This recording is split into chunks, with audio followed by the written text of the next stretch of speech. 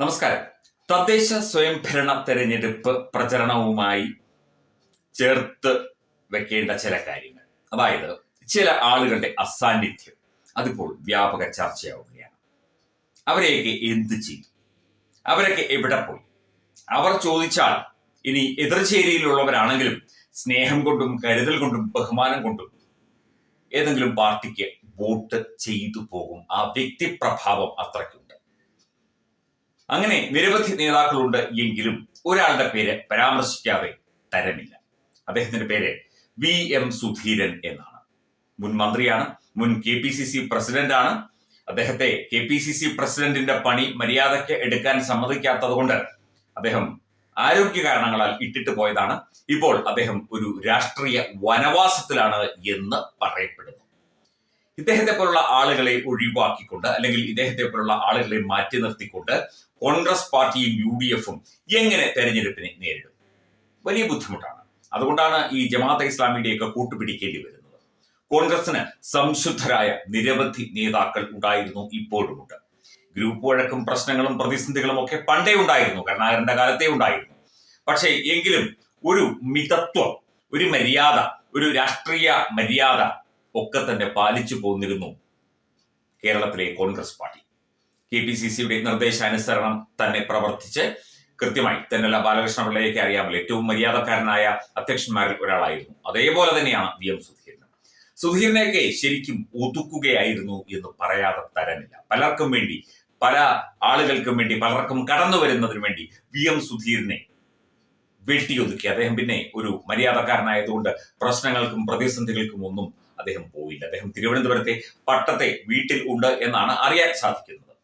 എന്തൊക്കെയായാലും ശരി, അദ്ദേഹത്തെ മുൻനിർത്തി ഒരു പ്രചരണ സംവിധാനം ഉണ്ടാക്കിയിരുന്നുവെങ്കിൽ, അല്ലെങ്കിൽ അദ്ദേഹം ചില പ്രചരണങ്ങൾക്ക് നേതൃത്വം കൊടുത്തിരുന്നു എങ്കിൽ കോൺഗ്രസിന്റെ സ്ഥിതി എന്താകുമായിരുന്നു? 2021-ലും 2024 ലോക്സഭാ തെരഞ്ഞെടുപ്പിലും ഒന്നും ഇദ്ദേഹത്തെ രംഗത്തിറക്കിയതേയില്ല. ഇദ്ദേഹത്തോട് ഒരു കാര്യവും ചർച്ച ചെയ്തില്ല. നമ്മൾ അത്തരക്കാരെ മറക്കരുത്. അതൊരു രാഷ്ട്രീയ ധാർമ്മികത കൂടിയാണ് എന്നുള്ള കാര്യം ഇപ്പം ഈ പൗഡറുമിട്ട് അലക്കി തേച്ച വെള്ളക്കുപ്പായവും ഇട്ട് നടക്കുന്ന കോൺഗ്രസുകാർക്ക് അറിയില്ല, അല്ലെങ്കിൽ അറിഞ്ഞിട്ടും അറിഞ്ഞില്ല എന്ന് നടിക്കുകയാണ് ഇവർ.